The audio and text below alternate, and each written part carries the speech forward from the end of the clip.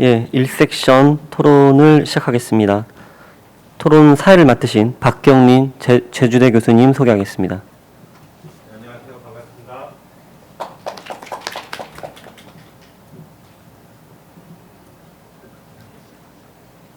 예, 그럼 지금부터 토론회를 시작하겠습니다. 오늘 토론회에 참석하신 분들을 이제 간략하게 소개를 해드리면 플로어에서 보시기에는 오른편부터 제주도의 디지털 융합 과장님 김기홍 과장님 모셨고요.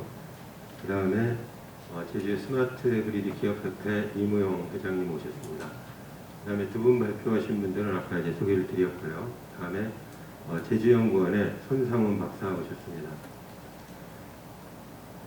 예, 토론회는 이렇게 진행을 하겠습니다. 제일 먼저 오늘 좋은 발표가 있었고요. 두 분께 감사를 드리고요. 오늘의 주제인 그린 뉴딜과 스마트 시티 관련해서 먼저 기업의 입장에서 그 두 가지 사업에 대해서 보는 관점, 의견에 대해서 이무용 회장님께 먼저 발표를 부탁드리고요. 그 다음에 그 제주연구원의 손상훈 박사님 시간을 가지고 그리고 그 토론자 중에 마지막으로 제주대 김기홍 과장님 말씀을 듣고요. 그리고 나서 질의응답을 통해서 토론을 시작하도록 하겠습니다. 그러면 먼저 이무용 회장님 부탁드리겠습니다. 예, 반갑습니다. 스마트 협회 이모입니다. 우선 그 두 분의 발표 잘 들었습니다. 오늘의 주제도 이제 그 환경, 그린 뉴딜, 스마트시티가 지금의 화두인 것 같습니다. 이런 지금의 화두에 특히 이제 중요한 에너지 쪽 우리 황우현 사장님이 이제 부임하게 돼서 저를 포함한 제주도의 기업, 유관기관들 전부 다 이제 많은 기대를 하고 있는 게 이제 사실입니다. 그러다 보니까 그 사업을 추진하는 데 있어서 황현 사장님의 어떤 무게감, 부담감이 많이 크시다고 생각을 먼저 하고요. 그 탄소 없는 섬 이제 그를 추진하게 그린이들을 이제 추진하고 있는데요. 여기 원활하게 추진하기 위해서는 사실상 그 에너지공사 혼자서 하기 힘든 부분들이 많이 있습니다. 예를 들어서 전력 체계 문제라든가 법, 규제 개선, 기타 등등 선행돼야 될 일들이 너무 많이 있거든요. 이런 부분들이 일단은 존재를 하고 있는데 그럼에도 불구하고 앞서 아까 김연아 원장님이 말씀하셨지만 우리는 이제 이런 것들을 극복하고 또 선제적으로 대응하고 도전해야 될 의무도 있는 것 같습니다. 지금 현재 그 에너지 쪽으로 말씀드리면은 지금 가장 이슈가 되고 있는 게 이제 커테일먼트인 것 같은데요. 이 커테일먼트가 아까지만 선행될 규제 이런 많이 있지만은 앞으로도 또 신재생 에너지는 계약업수로 늘어날 거고 또 이런 것들에 대한 관리 대응책도 이제 필요한데 이런 걸 하기 위해서 이제 과연 이제 어떻게 해야 될 것이냐라는 부분에 가장 많이 나오는 얘기들이 알리백 기업 유치라든가 백업 센터 유치 그리고 지역 난방공사 제주도 없는데 이런 지역 난방공사 유치 이런 얘기들이 많이 하고 있고요. 그러한 노력들을 지금 각계에서는 하고 있는데 과연 이런 그 유치에 대한 주체는 또 어디가 되는지 이런 것까지 다 에너지공사에서 하는 건지 그러면 업무라든가 어떤 부담감이 더 크지 않을까 이런 생각을 먼저 해봅니다. 그래서 이런 요소들을 성공적으로 추진하기 위해서는 에너지공사를 중심으로 관련 기관들이 있죠. 한전, 에너지거래소, 학계, 산업계들이 이런 그 요소들에 대해서 유기적으로, 주기적으로 모여서 협의도 하고 그런 과정에서 일단 정보 공유, 그리고 아까도 말씀드렸죠. 손상훈 박사님이 아까 회의하기 전에 얼핏 얘기하는데 탄소권, 전기차를 통해서 이런 아이디어 공유, 그리고 무엇보다도 이런 그 스마트 시티라든가 그런 일들을 추진함에 있어서 가장 중요한 건 뭐 지역적인 공감대가 아닌가 뭐 이런 생각을 먼저 해보고요. 그런 측면에서 어떤 이런 에너지 정책을 추진한다든가 아니면 사업 아이디어를 발굴해서 공모 사업에 도전한다든가 이런 부분에서는 반드시 어떤 뭐 사안에 따라서는 틀릴 수 있겠지만은 정보 공유가 좀 필요하다. 그리고 아이디어 공유가 필요하다. 이런 노력들을 지속적으로 해야 되는데 뭐 한 달 전인가요? 뭐 TP에서 그 미래가치 포럼이라는 것도 그린뉴딜 갖고는 토론했습니다만은 이런 그 한시적인 게 아니라 우리가 오늘처럼 토론해서 끝나버리잖아요. 이런 주제들을 갖고 얘기 나왔던 걸 갖고 지속적으로 모니터링하고 이거를 유기적으로 끌고 갈 수 있는 협의체가 필요하다. 그런 협의체에 반드시 저는 이 산업계에서 배우러 나왔기 때문에 산업체가 반드시 참여해서 어떤 그 지역 기업의 육성에 이바지를 해야 될 것이라고 판단하고요. 그리고 마지막으로 이제 결국 리소스가 이제 뭐 공모 사업을 통해서 에너지 그 그린뉴딜 정책을 추진하는데 예산인데 그런 걸 추진함에 있어서 앞서도 언급했지만은 뭐 여러 가지 그 현행해야 될 여러 가지 조건들도 있지만은 지금 뭐 대체적으로 이제 인프라 물론 ESS라든가 뭐 태양광이라든가 풍력이라든가 인프라가 뭐 반드시 필요하죠. 반드시 필요한데 이런 인프라 이외에 아까 뭐 언급도 있었습니다만은 가상거래, 에너지거래, 플러스 DR 이런 그 에너지 플랫폼에 대해서도 많은 그 관심과 배려가 필요하다. 왜냐하면 제주기업들이 물론 이게 앞서서 얘기했지만 누구를 위한 사업이냐 했을 때 뭐 국가적인 세계적인 이슈도 있지만 지역적인 걸 바라봤을 때 지역 기업의 육성, 일자리 창출과도 이제 밀접한 관계가 있으니 이런 그 지역 기업들이 그 주도적으로 참여하고 할 수 있는 부분이 어떤 인프라 쪽보다는 소프트웨어, 플랫폼 그리고 미래지향적으로 가기 위해서는 이런 것들이 반드시 이제 지금 현재 상태에서는 어렵지만은 이런 부분들을 기관이나 공공에서 이걸 이끌어주지 않으면은 좀 힘든 부분이 있습니다. 그래서 이런 에너지 플랫폼 쪽에 어떤 그 관심, 배려가 좀 필요하다는 말씀으로 제 생각을 마무리하도록 하겠습니다. 예, 감사합니다. 기업의 입장에서 그 바라보는 시각을 말씀을 드렸고요. 그 중에 이제 뭐 정보와 아이디어를 공유하는 문제는 굉장히 이제 중요한 문제인데 산발적으로 이루어져 있는 것은 이제 사실인 것 같아요. 그래서 오늘 포럼 같은 모임에서 정보를 공유하고 아이디어를 공유하는 것은 굉장히 좋은 자리인데 문제는 이게 지속적인 모임은 아니에요.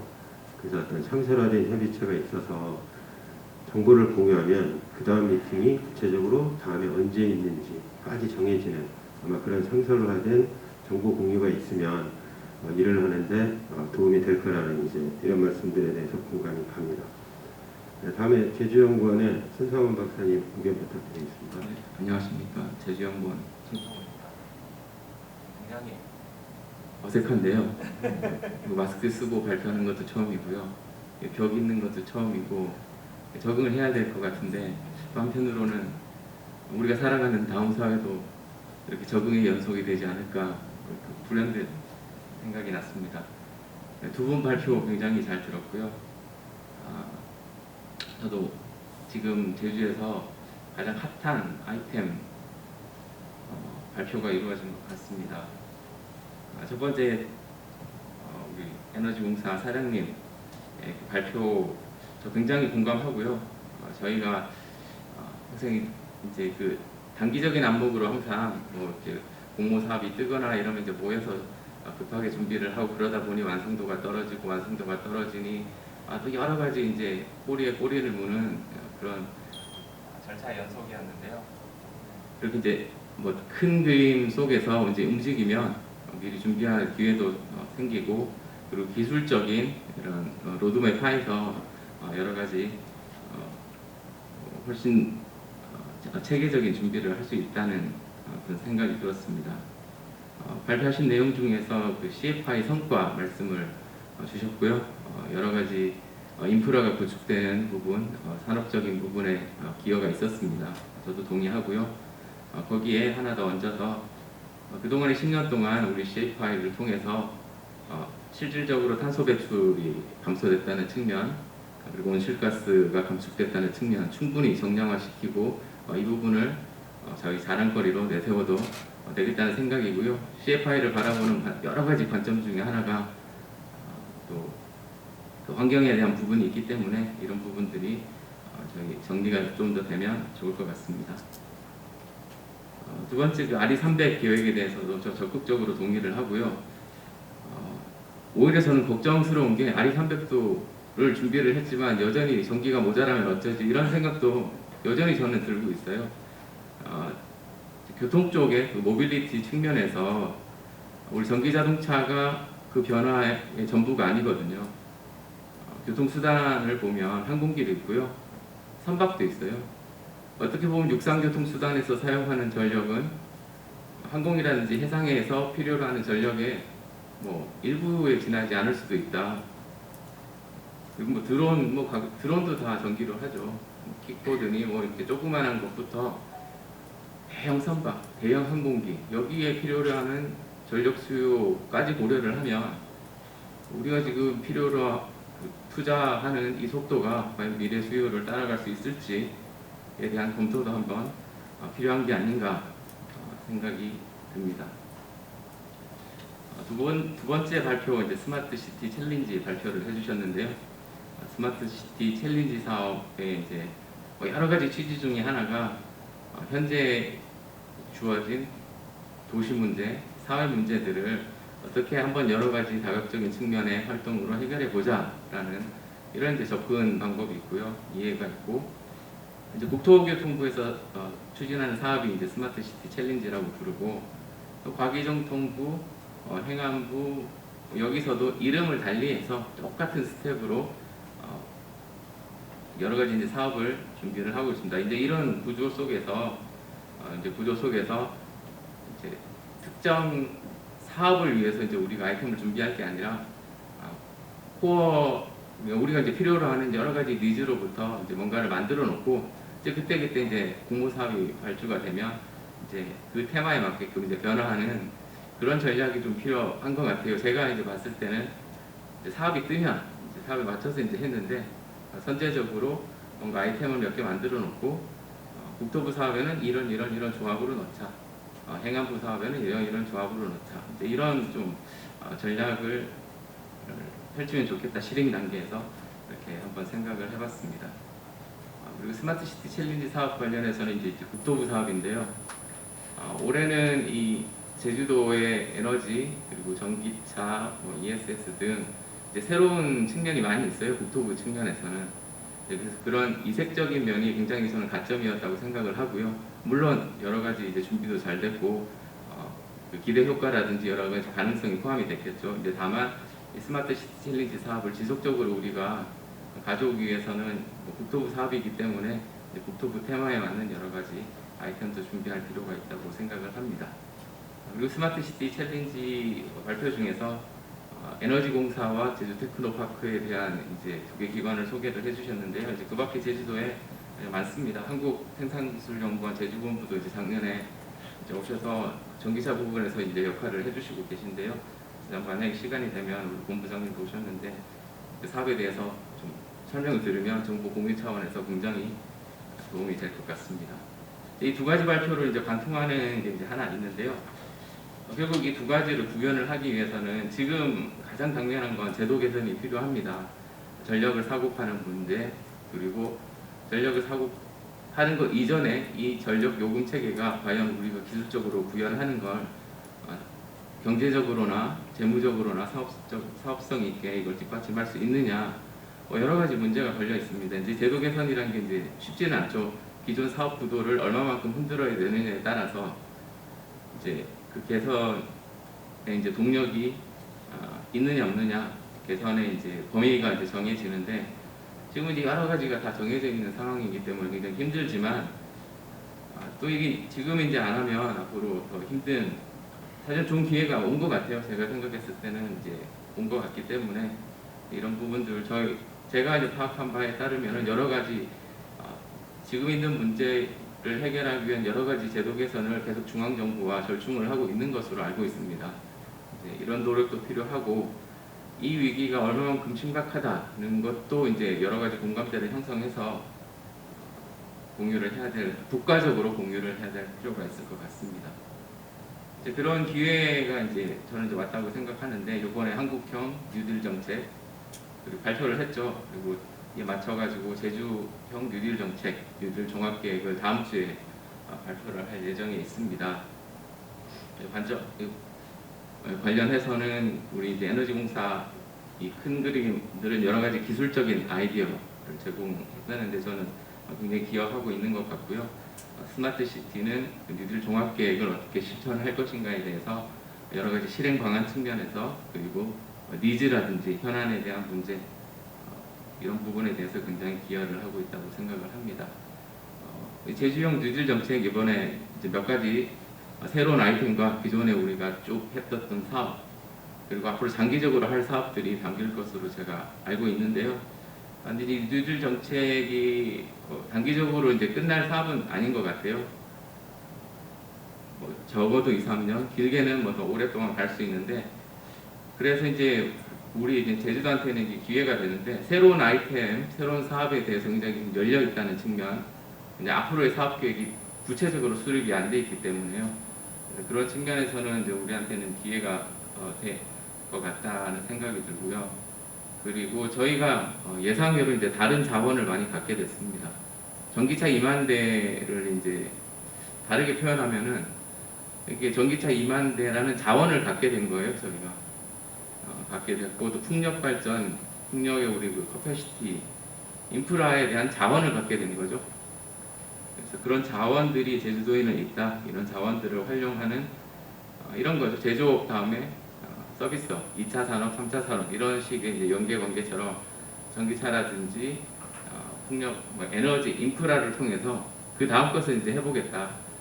전기차 재사용 배터리 사업이 사실 이제 그런 사업 중에 하나죠. 이제 그런 식으로 우리가 사업을 계속 발굴할 여지가 있고요. 지금도 약간 이제 조각조각 나 있긴 하지만 각 기관 이해관계자들은 진행을 하고 있습니다. 이제 앞서 말씀 토론자께서 이런 통합이 필요하다, 공유가 필요하다 공감하고요. 앞으로 그런 기회가 있었으면 좋겠습니다. 마지막으로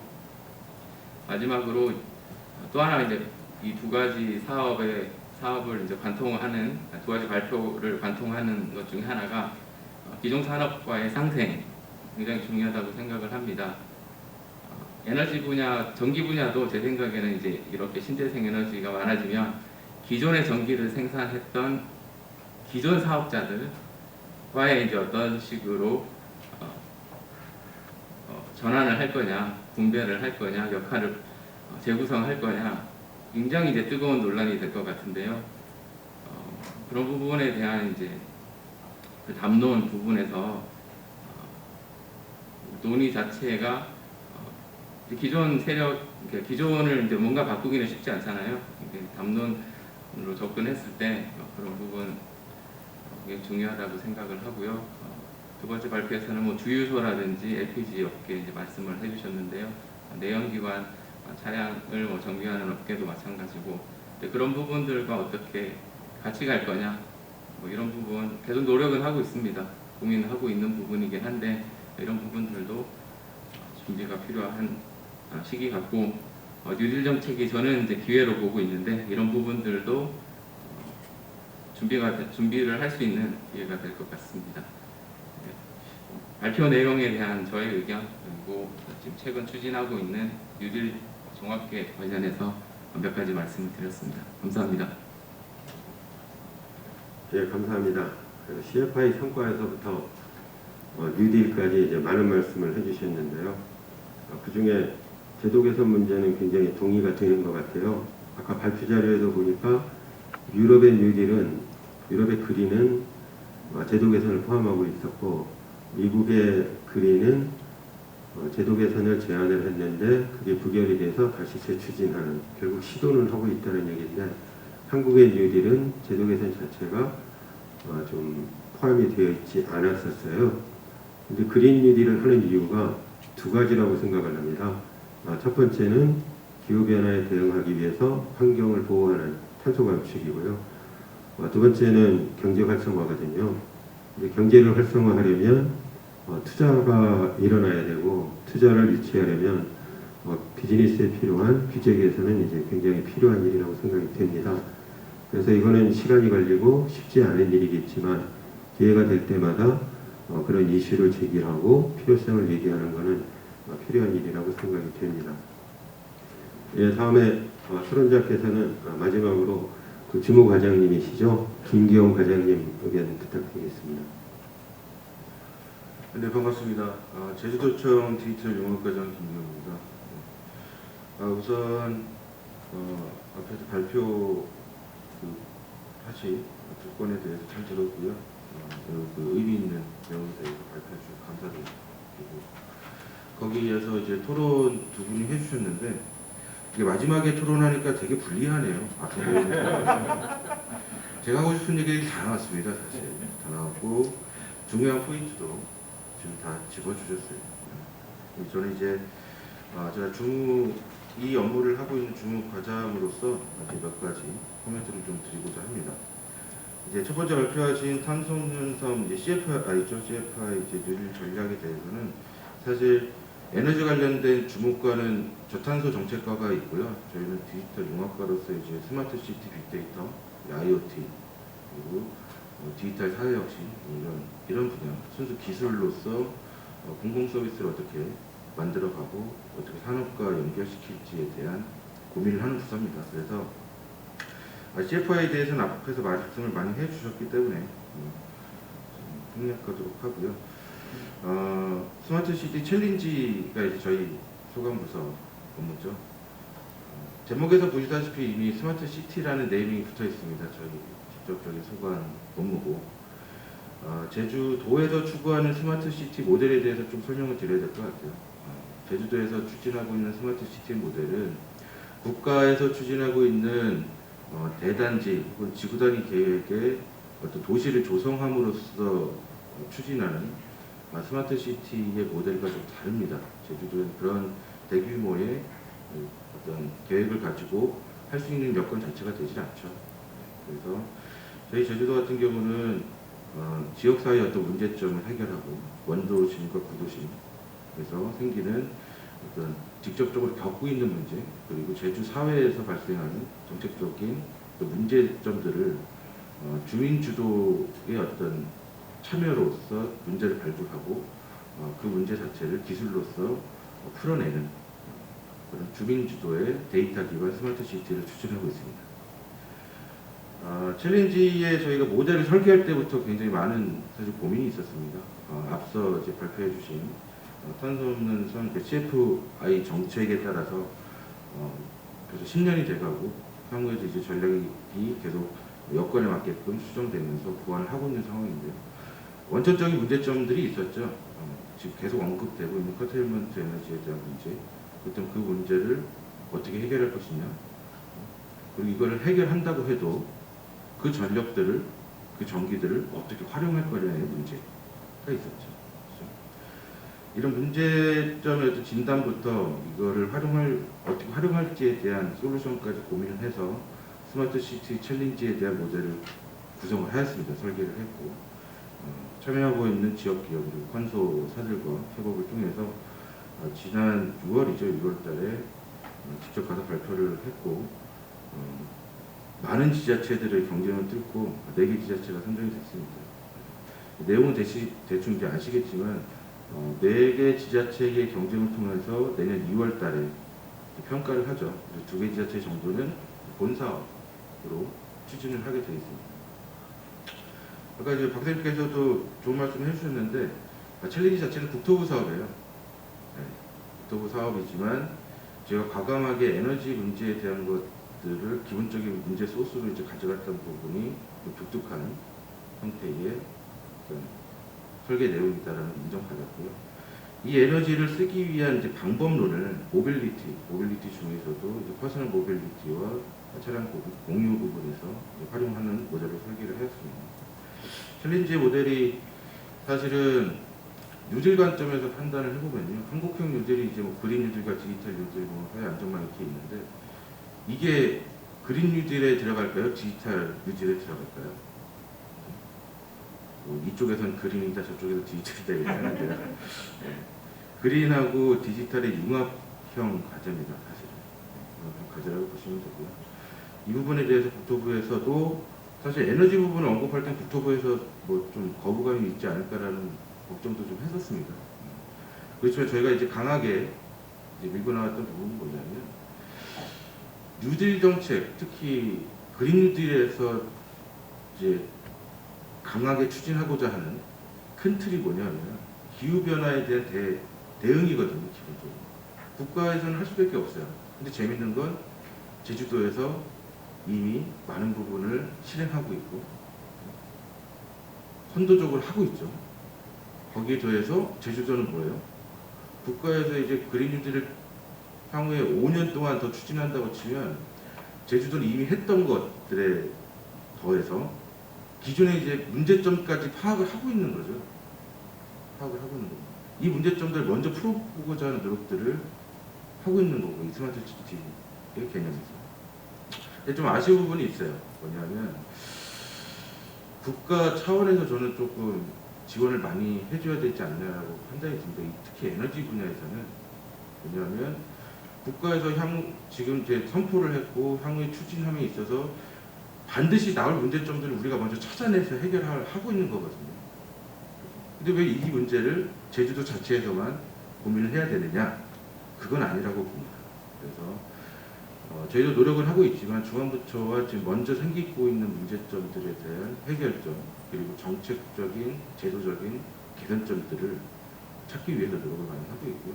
여기에 맞물려서 아까 계속 말씀들이 나오고 있는 규제 문제입니다. 다들 아시다시피 기술의 발전은 굉장히 빨라요. 그렇죠? 한국 사람들 굉장히 똑똑하고 재주들이 좋아서요. 기술력 또한 대단합니다. 근데 문제 이제 정책과 제도, 법제도가 따라가지 못하는 게 문제거든요. 그건 다 아시는 문제지만 제주도라고 하는 이 공간에서 선제적으로 잘하고 있었고 문제점들을 먼저 경험하고 있다면 이것도 국가 차원에서 이걸 먼저 풀면서 산업과의 연결성, 서비스로서의 어떤 합리성들을 파악해가면서 풀 수 있는 예산의 지원과 그죠? 제도적인 어떤 선제적인 적용이 필요하다. 그래서 이제 하는 게 규제 샌드박스라는 거 사실 있잖아요. 그죠? 근데 이게 실질적으로 협의를 해보면 쉽지가 않아요. 규제도 풀어보고 제주도 안에서 해보게 하고 한다는 게 말은 쉬운데 사실 노력을 많이 해도 쉽지 않은 부분이 있습니다. 그럼에도 불구하고 여기 제주도의 어떤 민간과 그리고 제주도 자체에서도 굉장히 노력을 하고 있다라는 점을 인정해 주셨으면 좋겠고요. 챌린지 모델에서 이제 그 에너지, 특히 신재생 에너지, 커터리먼트 에너지를 그 잉여 전력들을 여러 가지 방법론을 통해서 이제 모빌리티도 연결시키고, 그리고 저희가 이제 머릿속에 남는 단어가 이제 주유소를 쓴다라고 하는 내용이 있잖아요. 저희가 생각한 건 그거예요. 늘상 다니는 길에 주유소는 다 있습니다. 늘상 다니는 길에 버스 정류장들이 있죠.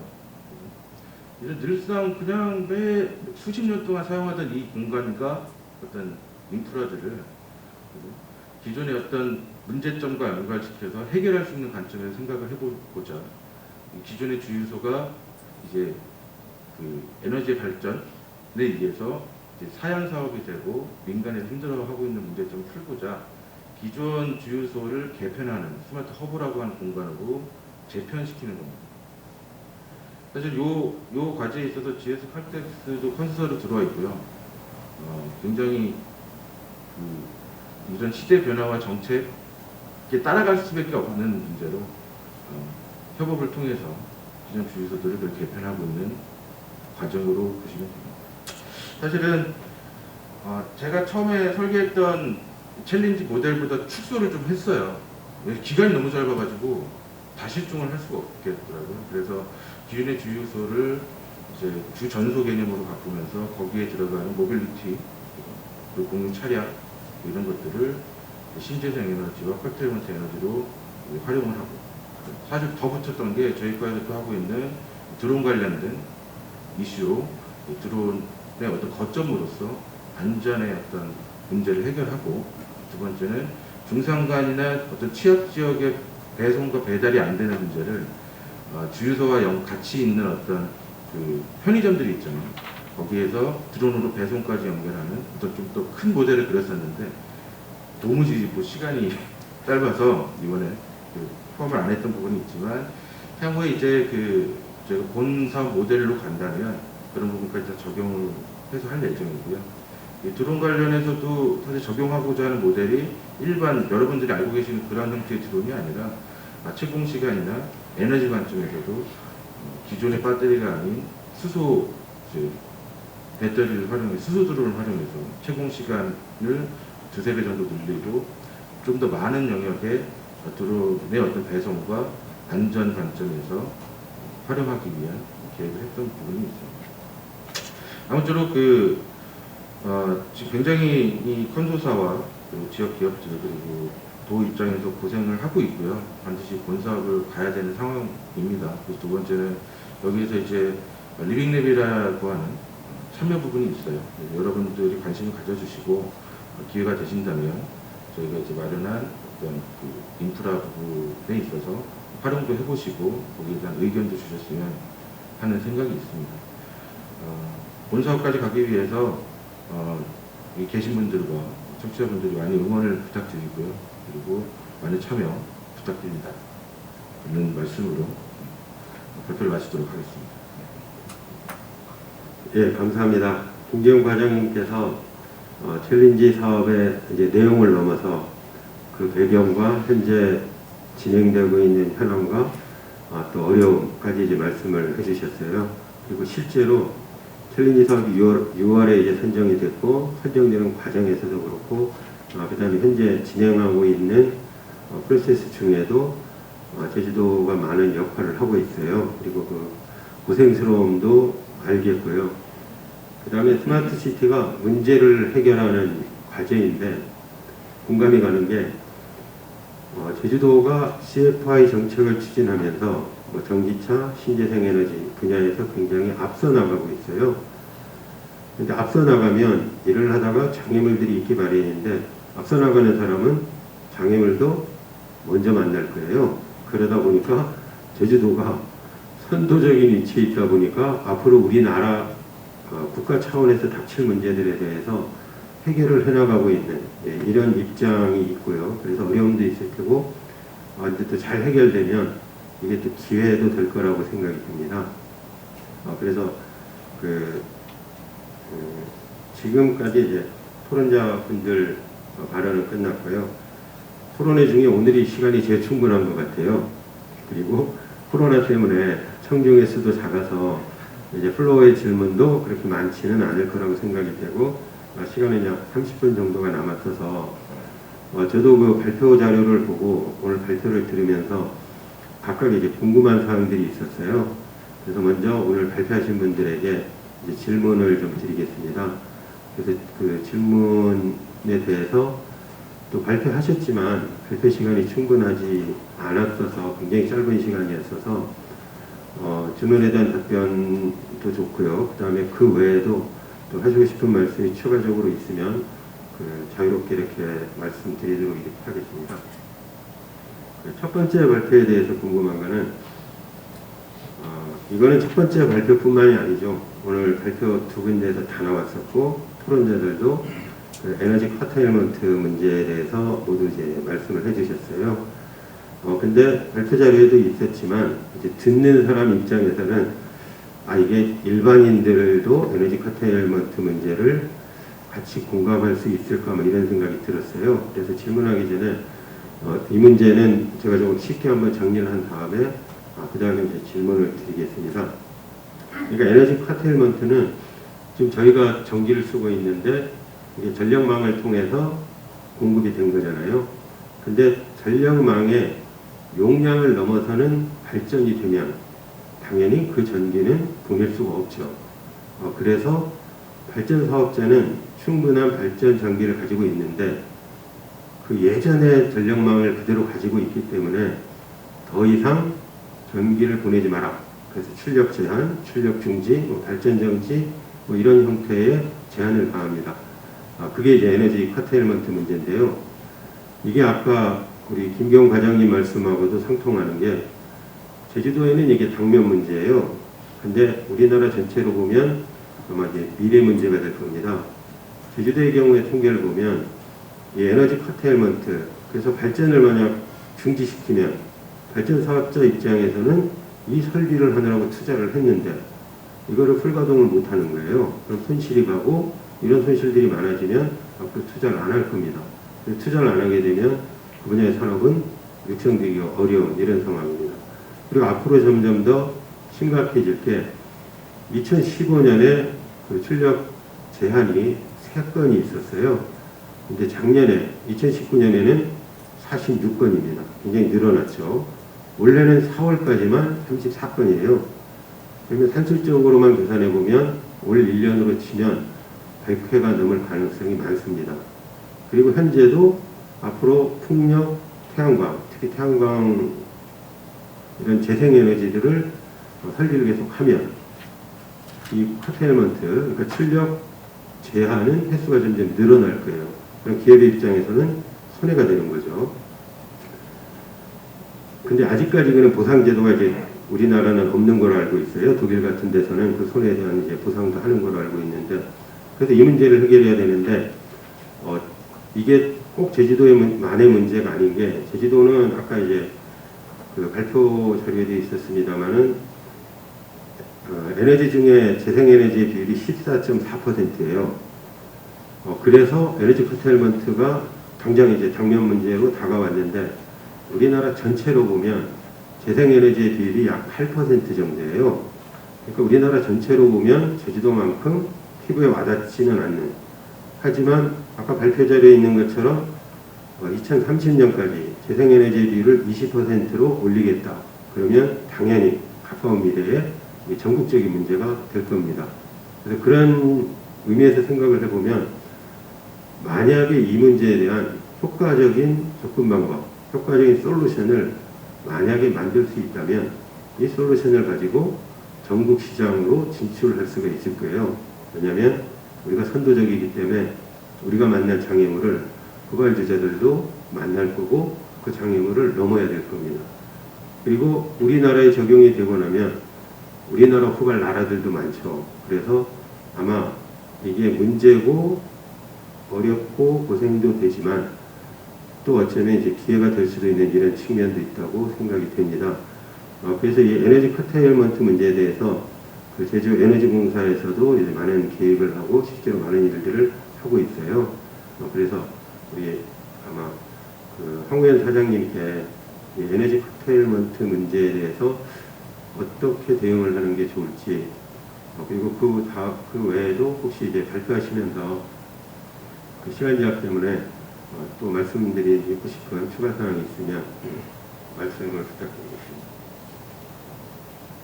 예, 추가로 말씀을 해주셔서 감사를 드리고요. 지금 아까 제가 발표를 하면서 실행이 굉장히 중요하고 핵심은 이제 실행이라고 하는 말씀을 드렸는데, 우리가 제주에서 스마트 그리드를 할 때부터 이제 목표 자체를 이걸로 끝나는 게 아니라 이걸 어떻게 하면 지속적으로 끌고 나가느냐, 이제 여기에 초점을 뒀었었죠. 그런데 제가 생각했던 것보다 의외로 이런 성장이 더뎠고 거기에 참여한 기업들에게 이게 수혜가 적었어요. 그래서 이걸 어떻게 하면은 시장을 활성화시킬까 해가지고 한전에서 근무할 당시에는 비즈니스 모델 중심으로 이걸 가야 되겠다. 그래서 큰 틀의 방향을 잡고 비즈니스 모델을 만드는데, 비즈니스 모델을 만들면서도 중요한 그 관점을 어디다 뒀냐면 성과에다 뒀습니다. 이것을 투자를 하게 되면 거기에서 어떤 성과를 거두고 그 성과를 거두면 지속적으로 갈 수 있지 않냐, 이런 그 논리였던 거죠. 그래서 그 모델들을 개발을 해서 방향을 잡고 갔는데, 그 결과 이제 비즈니스 모델들이 기반을 잡게 됩니다. 예를 들면 ESS라든지 또 스마트 홈이라든지 또는 이제 전기자동차 충전기라든지 이런 사업들을 이제 과단성 있게 끌고 나가면서 사업 성과들을 공유하도록 이렇게 갖고 그 결과 이제 없던 비즈니스 모델이 나오니까 기업들도 중소기업들이 많이 참여해서 성과를 냈죠. 이제 그러면 이제 그 다음 단계가 필요한데 그 다음 단계의 목표가 논문에도 제가 썼습니다만 결국 스마트 에너지 시티였어요. 이 사회 자체가 기후위기를 극복하려면 결국에는 기후위기를 촉발했던 원인을 제거해야만 되니까 그걸 하려면 화석연료를 빼야 되고 신재생에너지를 전환해야 되고 그 전환 관계가 굉장히 복잡한 메커니즘을 갖고 있었던 거죠. 그러다 보니까 이제 좀 더뎌졌습니다. 그런데 지금 현재 관점에서 놓고 보면 그럼 이걸 그대로 둬도 되느냐? 그 많은 그 기후 관련 분들이 얘기하는 것처럼 심지어는 어떤 분 같은 경우에는 지구의 이 온도를 2100년까지 이 도시 그 형태의 산업혁명 전 단계로 낮추지 않게 되면 우리의 미래가 없다. 스티븐 호킹 박사 같은 분들은 250년 안에 지구를 떠나야 된다. 뭐 이런 얘기까지 하고 돌아가셨을 정도로 굉장히 심각한 경고를 하고 있는 거죠. 어쨌건 저한테 시간이 많이 줬다고 그래서 제가 계속 얘기를 할 수는 없기 때문에 지금 현재 실행이 굉장히 중요한데 두 가지만 말씀드리려고 하는 겁니다. 그러면 어떻게 이걸 실행을 해야 되느냐? 거기에는 세 가지 단계입니다. 일단 모델이 명확해야 된다는 거죠. 사업 모델이 명확해야 되고 그 모델을 토대로 해서 파일럿을 만들어 가지고 성과 측정을 하고 표준화를 하고 가야 됩니다. 그 다음에 BM을 확산하는 형태로 가게 되면 글로벌화나 이런 또 국내 산업을 선도할 수 있다고 보는 건데 그러면 제주에너지공사에서 이 포스트 코로나 시대 다음에서의 준비하고 있는 게 뭐냐? 이 지금 말씀드린 요 세 개 전략에서 준비를 하고 있습니다. 그래서 지금 부자 행원에 있는 스마트 그리드 실증단지 홍보관이 철거가 됐기 때문에 저희 에너지공사에서 관리하고 있는 신재생 에너지 홍보관을 CFI 기술정보관으로 바꿔서 거기에다가 지금 현재의 우리들이 가야 할 모델들을 하나씩 내고 퍼즐 맞추기처럼 준비를 하고 있고 홍보관 내부도 적은 예산이지만 그 안에 미래 모습을 다시 설계해서 준비를 하고 있습니다. 그러니까 이 모델이 확정이 되면 누구나 이 모델들대로 가야 되겠구나 하는 공감을 얻게 해야 되겠다는 거죠. 그러니까 우리가 그 어두운 밤하늘에 그 길을 잃지 않는 건 폴라리스, 북극성이 있기 때문이고 밤바다에서 길을 잃지 않는 것은 등대가 있기 때문이지 않습니까? 그러면 이 비즈니스라고 하는 것도 새로운 사업에 대한 비즈니스라고 하는 것도 불확실성이 많은데 지금 우리 협회장님 말씀하신 것처럼 이 불확실성을 줄이려고 하게 되면은 가장 강력한 비즈니스 모델이 뭔지 이걸 어떻게 해서 접근해야 되는 것인지 이 문제에 대한 것을 만들어서 제시해줘야 된다고 생각을 하고 있는 거고요. 두 번째의 그 성과 측정하고 표준화 관점인데 이 부분들을 그러면 어떻게 내실 있게 갈 거냐? 이 문제는 중소기업하고 소비자가 참여해서 같이 해야 된다고 늘 생각하고 그렇게 실천을 해왔습니다. 여기에 이제 학계까지 더 붙이면 표준화나 이제 연구 학계가 붙으면 표준화나 이런 게 훨씬 정교해지니까 일반 소비자들도 여기에 참여하기가 쉬워지겠죠. 그리고 이제 BM에 대한 비즈니스 모델에 대한 확산인데 요 앞에 두 단계가 되게 되면은 비즈니스 모델은 그 자연스럽게 갈 수 있다고 보는 겁니다. 근데 이제 대부분이 이런 사업들을 하려고 하게 되면은 정부나 또는 지자체에서 예산 지원을 해주길 바라는데 그렇게 하면 좋지만 신사업이라고 하는 불확실성 때문에 정부나 지자체에서는 대규모 예산을 투자를 해줄 수가 없습니다. 물론 1년에 24조 원이나 되는 연구개발 사업비가 지원이 되고 있습니다만은 이런 신사업 분야에다가 투자를 해서 하기에는 정말 많지 않은 예산이거든요. 어쨌든 이런 세 단계에서 첫 번째 단계인 모델 확정하는 부분을 진행하고 있고 두 번째에 대한 부분도 제주에너지공사에서 할 수 있는 한 범위 내에서 풍력과 태양광과 전기자동차에 대한 제주만의 전문 기업을 육성하기 위해서 지금 그것도 제도화를 해서 준비를 하고 있습니다. 그러니까 지금 6개월 정도 제가 취임하고 지났는데 이게 작아도 이런 방향이 하나만이라도 잡히게 되면 그 잡힌 게 이제 실질적인 기업에게 가야 될 방향에 대한 그 방향 제시가 되니까 의미가 있는 걸로 보고 여기에서 성장한 모델이 육지로 갈 수 있다고 보는 겁니다. 금방 박경림 교수님 말씀하신 것처럼 제주에서 강력한 모델이 나중에 대한민국을 넘어서 글로벌로 갈 수 있다라고 하는 전제가 여기에 있다고 말씀을 드리는 거고요.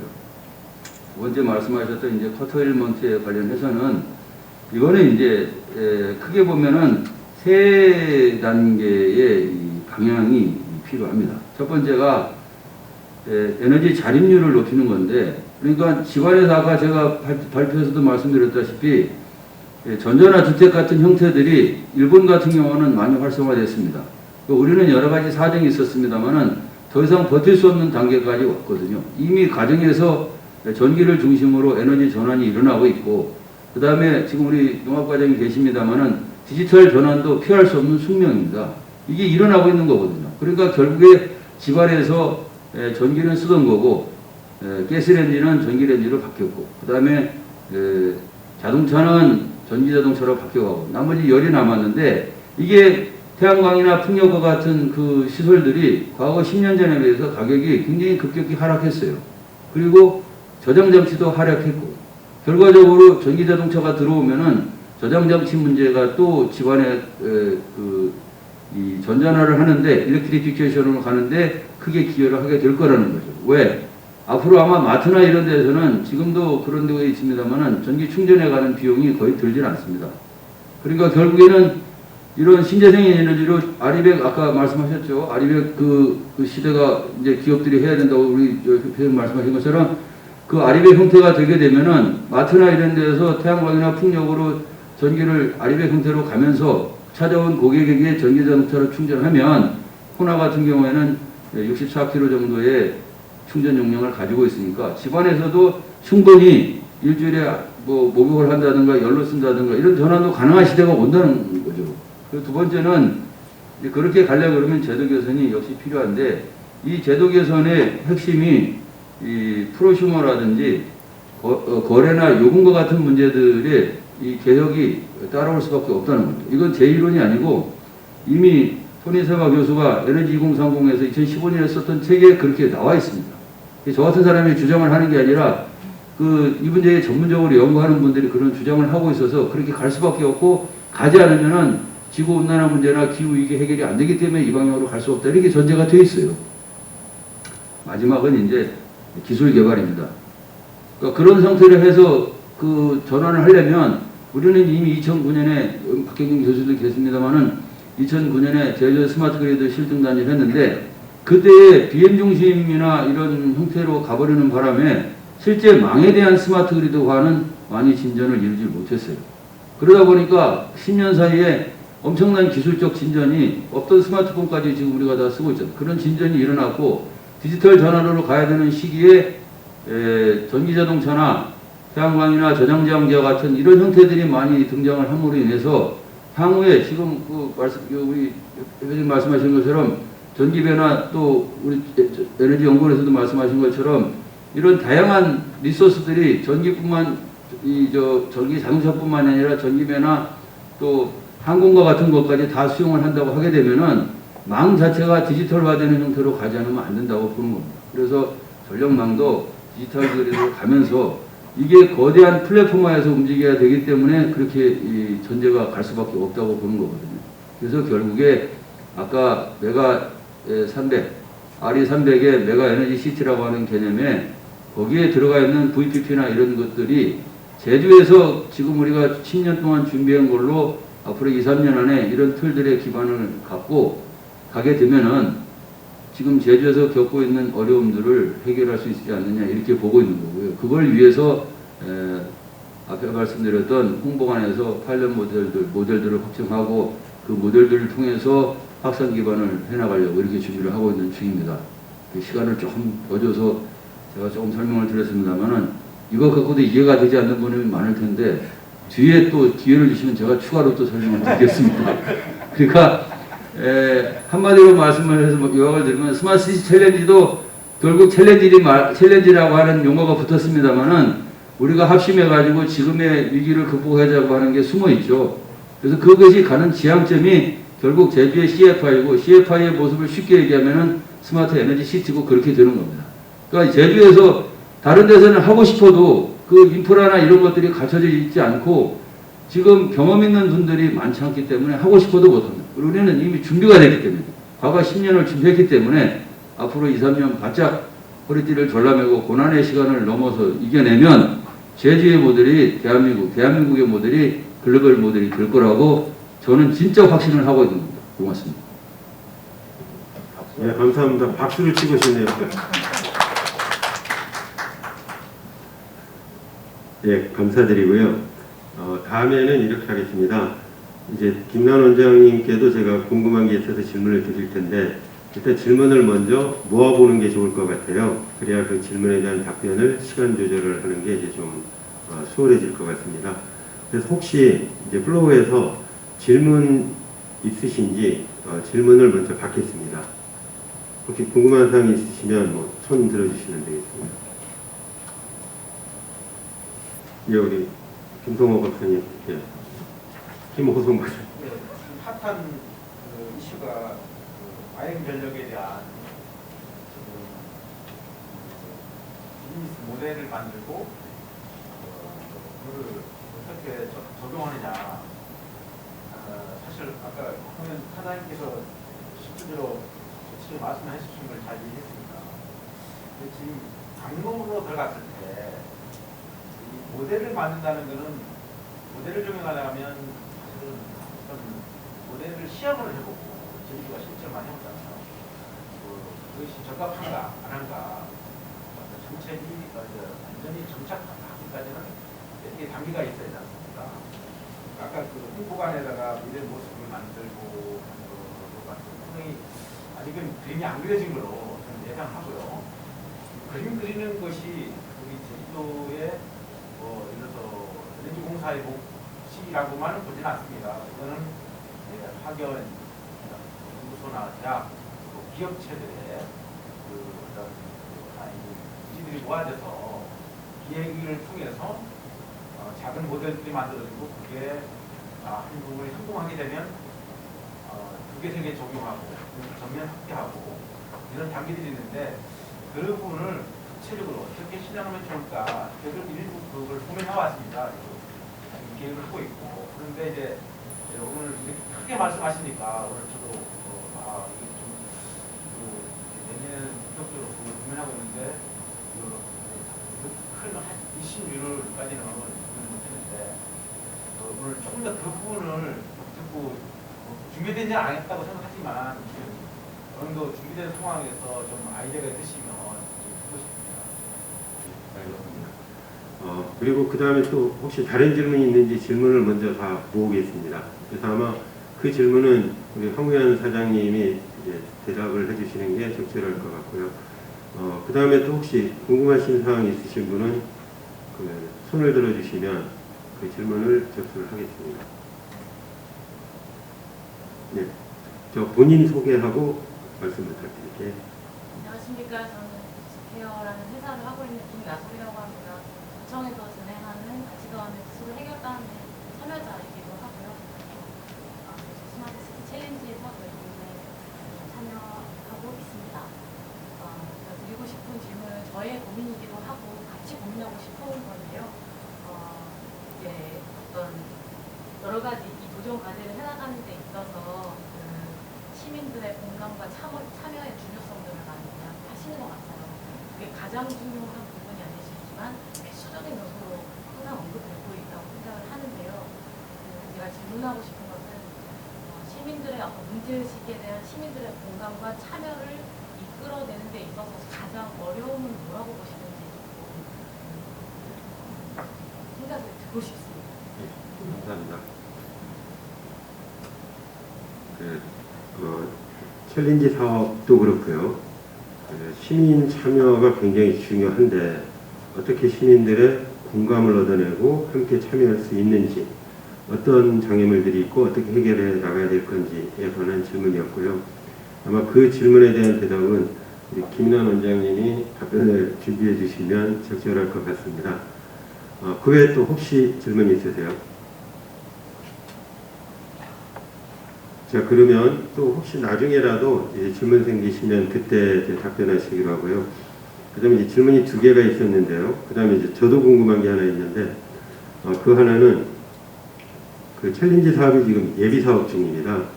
내년 2월이면 끝나고요. 그 예비 사업 결과를 바탕으로 해서 본사업 선정 여부를 결정하게 되는데, 만약에 본사업에 선정이 안 되면 예비 사업 15억 사업으로 끝이 나게 돼서 남는 게 별로 없어요. 그래서 중요한 거는 본사업이 이제 약 300억 규모로 예정이 되어 있는데, 본사업에 선정이 되는 게 굉장히 중요한데, 그 본사업의 선정 가능성이라든가 대처 방안에 대해서는 어떻게 생각하시는지에 대해서 이제 김인환 원장님께도 좀 이제 질문이 두 개가 되겠네요. 아까 시민 참여 방안, 그 다음에 본사업 선정 방안, 그 다음에 제가 또 걱정돼서 질문 드리는 이유 중에 하나가, 예비 사업에서 스마트 시티 관련된 서비스를 만들어서 그 서비스를 체험을 하고 그 서비스의 퀄리티를 분석을 해서 본사업에서는 확산하면서 더 개선해야 되는데, 지금 코로나19 사태로 해서 아까 원장님도 3개월 동안에 그 서비스를 체험해야 된다고 그랬는데, 사람들이 지금 모이기가 힘들어요. 이제 제주대학교 같으면 학교들은 모여서 수업도 못하고 있는데 학생들 데리고 어디를 가려고 하느냐, 이런 분위기예요. 그래서 이제 참 걱정이 많이 됩니다. 하지만 이제 경쟁은 상대적인 거라서 그 다른 경쟁 상대인 부산이나 김해, 강릉도 어쩌면 육지구는 제주도보다 더 심각할 것 같아요. 그래서 이런 것들이 참 궁금은 한데, 먼저 그러면 김인환 원장님께서 약간 시민 참여 방안과 본사업 진출 방안에 대해서 이제 먼저 말씀을 해주시고요. 그럼 그 다음에 홍의연 사장님께서 첫 번째 했던 질문에 대해서 이제 답변을 하도록 이렇게 하겠습니다. 하다 보니까 시간이 한 지금 8분 정도 남았는데요. 가능하면 3, 4분으로 좀 부탁드리겠습니다. 예, 간단히 답변을 올리겠습니다. 그 지속성이라고 하는 거에 굉장히 부담이 될 수도 있어요. 그러니까 오늘 이 자리가 많은 분들이 있고 그 자리에서 했다면 끝나면 잊어먹을 수도 있고 이거 하는데, 이거 생중계뿐만이 아니라 이게 평생 또 디지털화돼서 남잖아요. 그러니까 오늘 여기서 하는 얘기가 굉장히 그 미래에 대한 책임까지도 져야 되는 문제라서 좀 부담되긴 합니다. 이게 또 아까 제가 얘기했던 컴페티션이잖아요. 경쟁이잖아요. 경쟁은 상대방하고 하고 자기 자신하고 하는 거라서.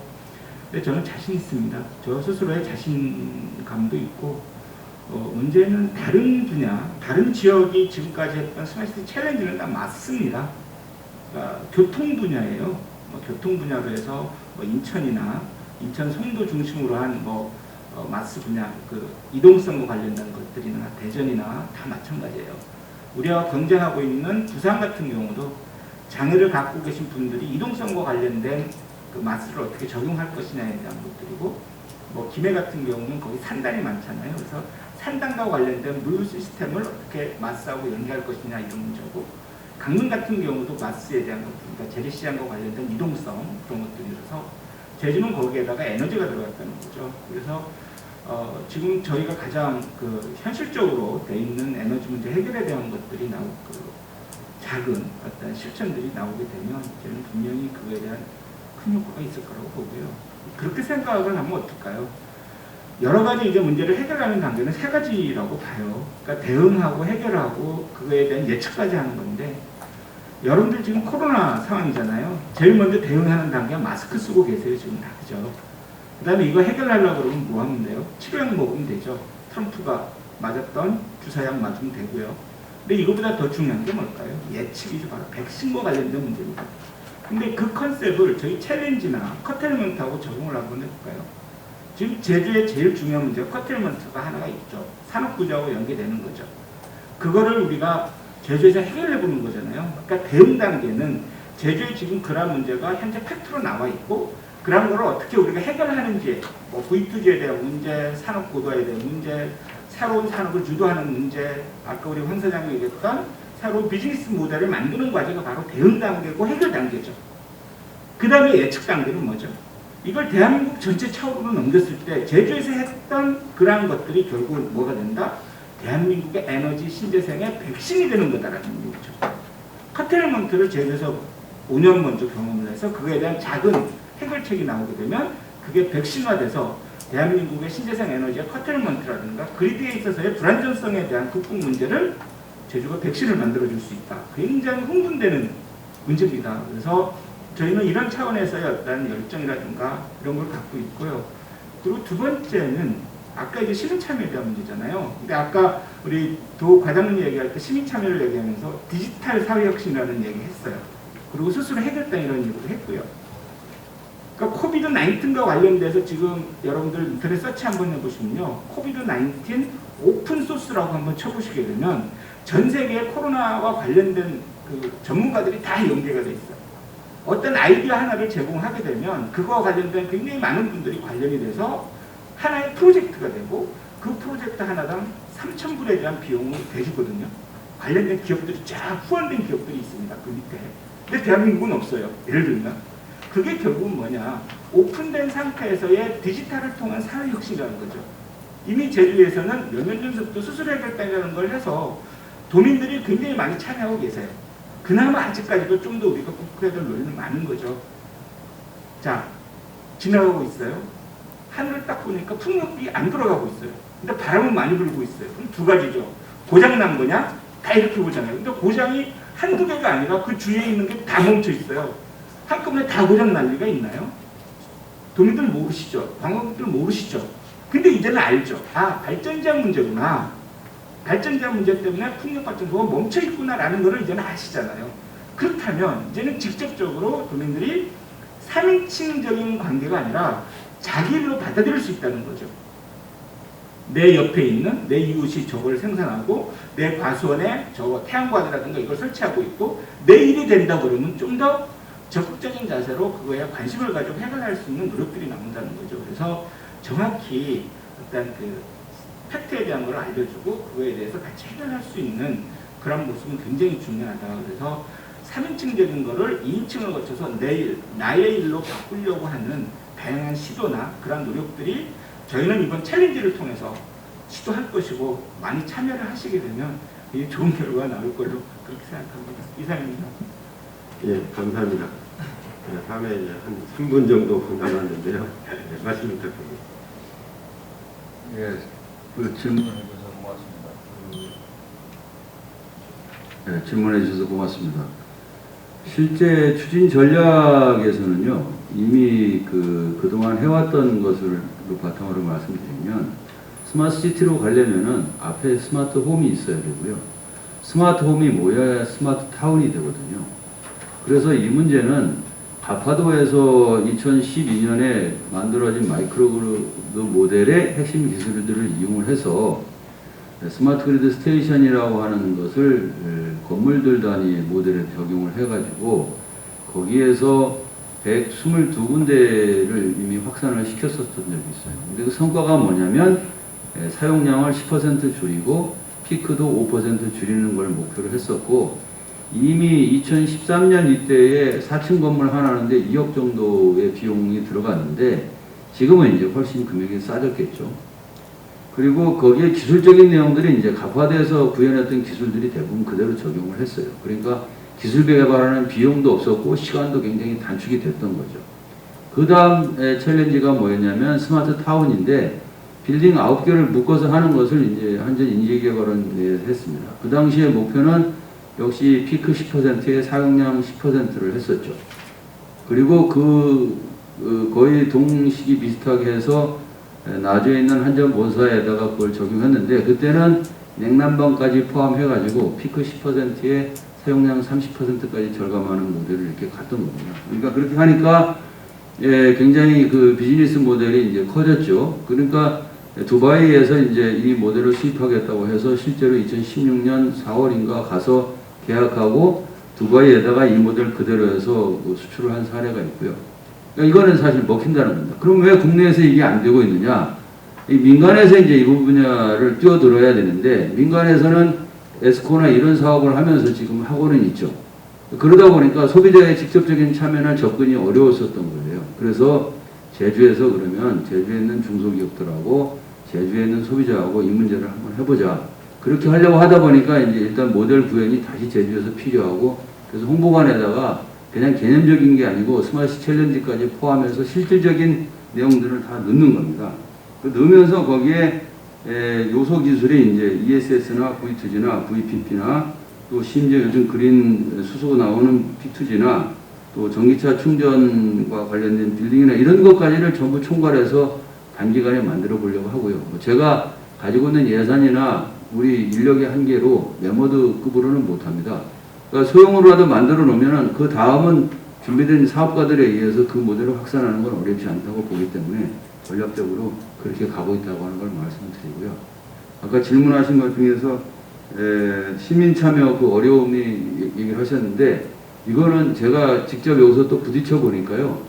그 시민분들에게 문제가 있는 게 아니고 시행하는 사람들이 시민들의 입장을 제대로 파악을 해서 선제적으로 그 내용을 공유하지 못하는 데서 오는 어려움이 더 있었던 거예요. 그리고 왜냐하면 당연히 시민들은 새로운 분야니까 잘 모르죠. 근데 그 부분을 먼저 찾아서 같이 공유해 나가도록 하게 되면 훨씬 쉽게 갔었을 텐데 물론 그냥 가지는 않습니다. 허들이 있죠. 그런데 시행하는 사람들이 충분히 그 입장을 고려해서 시민들과 공유해 갔으면 시민사회 참여도 훨씬 쉽게 가지 않나 이런 생각을 하고 있고 그래서 그것도 기술정보관 앞으로 홍보관 기술정보는 거기에서 같이 자료도 만들고 이해할 수 있는 기반도 만들려고 이렇게 준비를 하고 있는 겁니다. 제도적인 것은 도청에 우리 과장님 계시니까 한번 추가 답변을 해주시면 좋을 것 같고 저는 여기까지입니다. 예, 그러면 시간은 지금 3분이 초과했는데요. 뭐 혹시 그 주무과의 김기용 과장님 마무리 말씀 혹시 하실 말씀? 예, 정리 좀 부탁드리겠습니다. 네, 잘 들었습니다. 잘 들었고요. 일단 답변해 주신 부분에 그러니까 질문에 대한 답변은 다 되신 것 같고요. 근데 이제 다만 박경희 교수님께서 떨어졌을 때 대치 방안이 뭐냐? 무조건 붙어야죠. 일단은 무조건 붙어야 되고요. 그러기 위해서 밤을 새서라도 붙기에도 노력을 할 겁니다. 근데 여기서 저 나름대로는 지금 제주도 자체에서 한국형 제주형 뉴딜에 대한 아이템 발굴 안에 저희 과에서 제출한 아이템 하나가 지금 우리가 하고 있는 스마트 시티 챌린지의 확대형 모델을 적용해놨습니다. 제 입장에서는 떨어지면 안 되지만 떨어지더라도 한 번의 기회가 더 있다. 네, 그래서 뉴딜 과제가 나중에 이제 국가 단위에서 선정을 하는 당시에 거기에서 한 번에 더 기회가 있을 수 있다라는 말씀을 좀 드리고 싶고요. 그리고 시민 참여와 공감 이런 문제에 있어서는요. 지금 저희가 디지털 사회혁신 쪽에 지금 아까 답변을 주셨지만 벌써 3년 동안 활성화를 시켜서 하고 있고요. 그리고 가치더움이라는 플랫폼이 따로 있습니다. 그리고 이걸 3년 동안 운영하다 보니 굉장히 리빙랩이라고 하는 속성의 활동을 하고 있는 왕성한 분들이 굉장히 많이 있었다. 근데 이들을 모아서 같이 지역사회 문제를 발굴하고 같이 해결하기 위한 컨텐츠와 환경이 없었다라는 점. 그리고 코비드 코로나19 상황이 확산되면서 이제 리빙랩의 어떤 모이는 객체 자체가 쉽지 않은 상황이 왔다. 여기에서 저희가 가지고 있는 가치더한 플랫폼, 온라인상 플랫폼입니다. 이 플랫폼의 향후에는 발전을 이제 모이지 못하지만 온라인상에서 모일 수 있는 공간으로서 그런 얘기들을 하고 나누고 활동할 수 있는 공간으로서 개편이 필요하다고 보고요. 디지털 사회혁신 관련해서는 사실 지금 국가적인 법제도나 어떤 특정 규정은 없어요. 그래서 저희는 지금 디지털 사회혁신에 관한 조례를 별도로 만들어서 이거를 정규화시키고 법제화시키기 위한 노력을 하고 있다는 부분 말씀드리고 싶습니다. 이상입니다. 예, 감사합니다. 시간은 초과됐는데요. 특별히 오늘 꼭 이 말씀 안 하면 집에 가서 잠을 못 주무시겠다. 이런 질문 없으시죠? 예, 그러면 지금 시간도 5분이 경과하고 해서